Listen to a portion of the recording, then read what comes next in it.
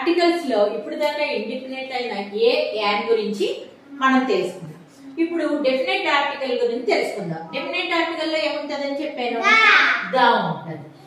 ఈ a an లో సౌండ్స్తో సంబంధం ఉంటది, కానీ దాలో సౌండ్స్తో సంబంధం ఉండదు.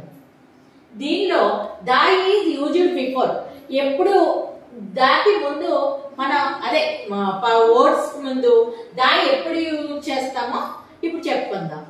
దా అనేది హోలీ బుక్స్ ముందు, రిలీజియస్ బుక్స్ అంటే ఏంటంటే రామాయణం, మహాభారతం, బైబుల్స్ వాటి ముందు ఏం ఉపయోగించాలి, దా ఉపయోగించాలి. ఎందుకంటే ఒక పవిత్రమైన ప్రత్యేకమైన గ్రంథాలు. ఈ విశ్వంలో అలాంటిది తప్ప ఇంకేమీ లేదు అనుకున్నప్పుడు కూడా మనం ఏం ఉపయోగించాలి, దా ఉపయోగించాలి.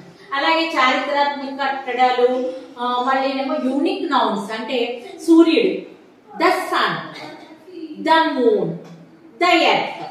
అలా earth, sun, moon, king, queen ఇలాంటి వాటి ముందు పర్సన్స్, ప్రత్యేకమైన వాటి ముందు మనం ఏం ఉపయోగించాలి, దా ఉపయోగించాలి.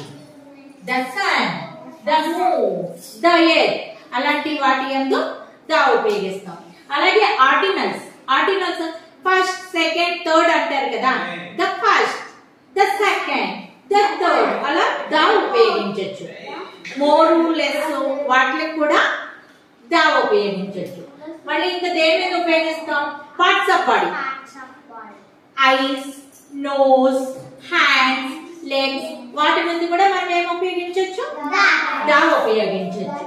అలాగే పొలిటికల్స్ ముందు టిఆర్ఎస్ ఇలా పార్టీస్ ఉంటాయి కదా, పొలిటికల్ పార్టీస్ అవి అలాంటి వాటి ముందు కూడా మనం దా ఉపయోగించవచ్చు. మ్యూజికల్ ఇన్స్ట్రుమెంట్స్, ఇన్స్ట్రుమెంట్స్ అంటే మీకు తెలుసా, ఫ్లూటు, సంతూర్ ఇలాంటివన్నీ అదే ఇన్స్ట్రుమెంట్స్ ఉంటాయి. అవి ఏంటంటే వైలెన్, ఇంకా మీకు తెలుసునే చెప్పండి, వీణ, సబల, సితార్ అలాంటి వాటి ముందు మనం ఏం ఉపయోగిస్తాం, మ్యూజికల్ ఇన్స్ట్రుమెంట్స్ ముందు దా ఉపయోగించవచ్చు. అలాగే అవార్డ్స్ ఇస్తారు కదా, నోబెల్, ఆస్కార్ అలాంటి అవార్డ్స్ అన్ని ఉంటాయి కదా, ఆ అవార్డ్స్ ముందు కూడా ఏం ఉపయోగించవచ్చు, దా ఉపయోగించవచ్చు.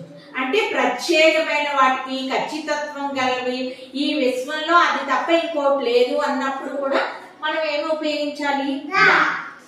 మీకు ఇప్పుడు ఐడియా వచ్చింది కదా. ఆర్టికల్స్ లో రెండు రకాలు, ఇండిఫినెట్, డెఫినెట్. ఓకేనా. ఇండిఫినెట్ గురించి ఏ యాన్ గురించి ఇందాక చెప్పాను, ఇప్పుడు డెఫినెట్ గురించి దా గురించి చెప్పాను. ఇప్పుడు వీటి మీద తర్వాత ఎక్సర్సైజ్ చేద్దాం. ఓకేనా.